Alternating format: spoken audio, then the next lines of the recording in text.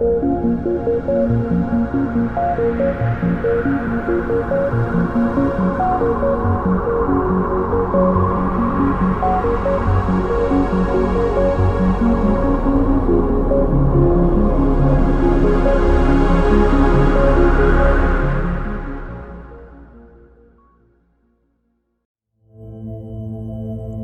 guys, today we're going to dive into the universe. Have you heard of constellation? Constellation is the name we give to seeming patterns of stars in the night sky. Stella is the Latin word for star, and the constellations would mean stars that come together. In general, the stars in these groups are not actually close to each other in space. They just appear to be close when viewed from Earth. If we could travel by a spaceship to another part of the galaxy, we would imagine an entirely different set of constellations. Here, let me ask you a question. If we all live on Earth, why, in most areas, are we unable to see the beautiful Milky Way at night? Well, here's some background information about stars. When the night appears to be too bright to see the presence of stars, it's usually caused by sky glow, a form of light pollution as a result of man-made artificial lights. Theoretically speaking, can you believe that between 2,000 and 5,000 stars are exposed to us at night? Dimmer stars are usually farther in distance from Earth and are cooler than the brighter stars. It takes up to 30 minutes for human eyes to completely adapt to the dark. So, if you want to see more stars, wait longer under the dark and avoid looking at light sources, especially your phone. Now, let's begin our conversation about constellations. First, what are constellations? The earliest record of our ancestors observing the star patterns at night could potentially be a cave painting inference around 20,000 to 10,000 years ago. It's not until ancient Greece, where the Greeks named over half of the 88 constellations we know today, that we truly grasped the essence of constellations. Simply put, a constellation is a group of prominent stars in the night sky that forms a particular pattern. Why do we create constellations? Astronomers create constellations to better map the night sky.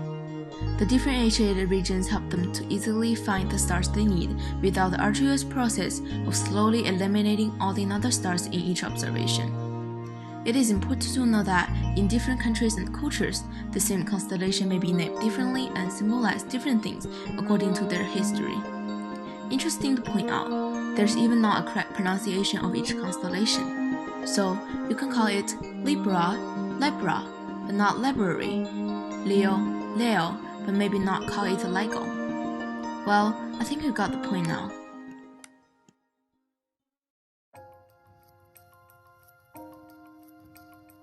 Next, we will take a look at some popular constellations, some of which you might already know. But be careful, don't confuse them with asterism. Asterisms are informal, easily recognizable, and are mostly smaller than the constellations but still assemble star patterns. One of the most well-known asterisms is the Big Dipper, as it's called in America, which includes 7 bright stars that look like a Big Dipper, literally as the name suggests. The Big Dipper itself is in the constellation of Ursa Major, or the Great Bear.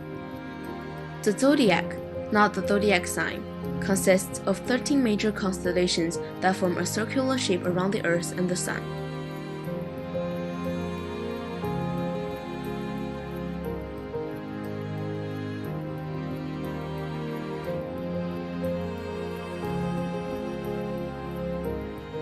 They lie on the ecliptic, or the imaginary path of the Sun. As we know it, the Sun does not revolve around the Earth at all, so the fact that the Sun seems to be traveling through the 13 constellation is an illusion due to Earth motion. If you draw a line from the Earth through the Sun, you'll then see that the line points at one constellation at a time as the Earth orbits the Sun, creating a circle pathway, which is the ecliptic. You might wonder, why don't the constellations line up with astrological dates that we are familiar with? since the astrological zodiac signs are associated with the calendar about 2,500 years ago, and the Earth has gradually shifted the tilt of its axis over the period. That's allowing the astronomical zodiac to have a 13th constellation, Ophiuchus. And come on, we all know that the horoscope can't really determine what you are as a person, so don't feel bad if your sign gets a little bit messed up. Lastly, why can't we see all the constellations at night?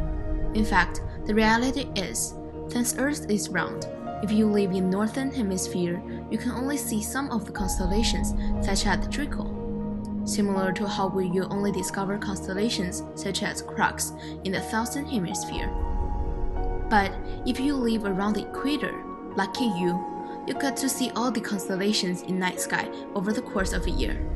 That's right, because Earth is constantly revolving around the Sun, which creates what we know as the 4 seasons. The stars up on the sky appear to be moving to a different location each night, and the Earth keeping changing its position throughout the year.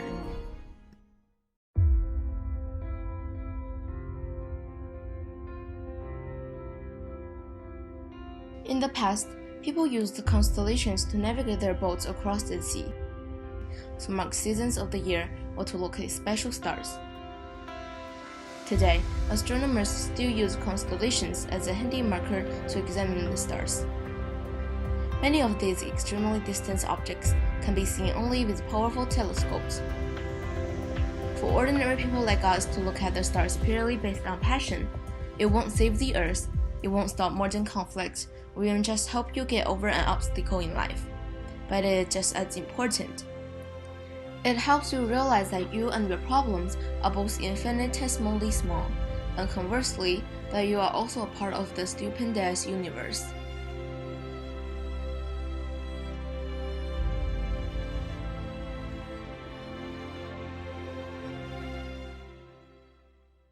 Oh, by the way, do you want to know where these photos come from? They look stunning, right?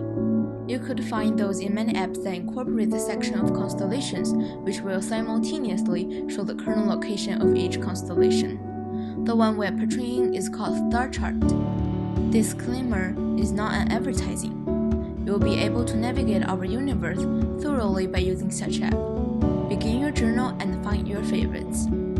If you have any comments, opinions, or thoughts, please discuss them with us by commenting below this video. Can't wait to hear your reflection. Don't forget to like and subscribe our channel. See you next month.